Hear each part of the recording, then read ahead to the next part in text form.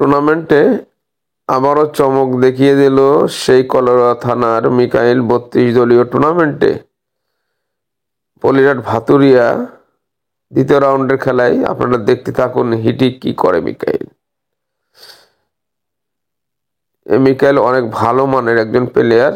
তার খেলাটা সবসময় সে কিন্তু টাচ খেলতে বেশি পছন্দ করে।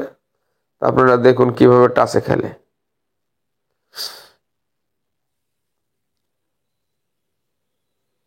এবার কিন্তু সে ব্যাসটাকে দিয়ে সামনের দিকে স্ট্রাইক পাঠিয়ে ব্যাসটাকে খেলবে। দেখুন, গুড লাক। ব্যাসটা কিন্তু সামনের পকেটে পারে যে তার কিন্তু ডান সাইডের পকেটে কিন্তু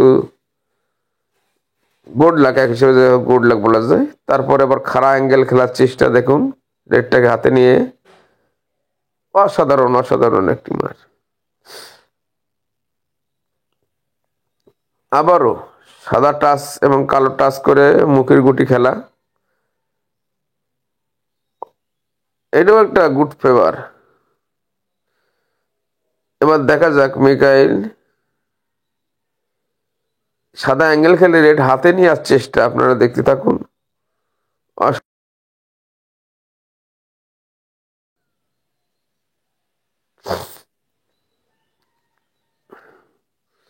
মিকাইল কিন্তু অনেক ভালো একজন মানের প্লেয়ার, খুব ভালো খেলতেছে।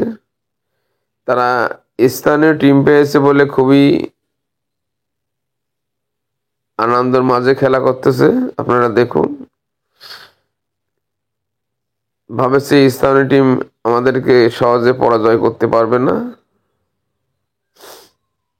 তার পার্টনার কিন্তু রকি। আপনারা রকির খেলাটা দেখতে থাকুন।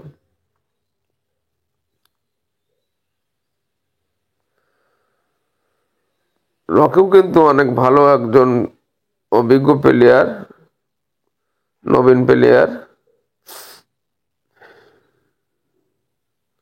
চাবি মারার চেষ্টা,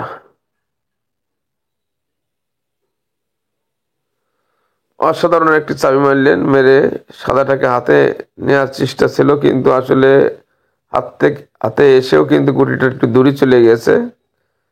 আবার কালোর টাচে না, টাচ খেলে নেই, শিওর খেলে দিয়েছে। অ্যাঙ্গেল ওকে ফিনিশ নিতে চাচ্ছে অ্যাঙ্গেল করে। ও সুন্দর একটি মার হয়েছিল, কিন্তু আসলে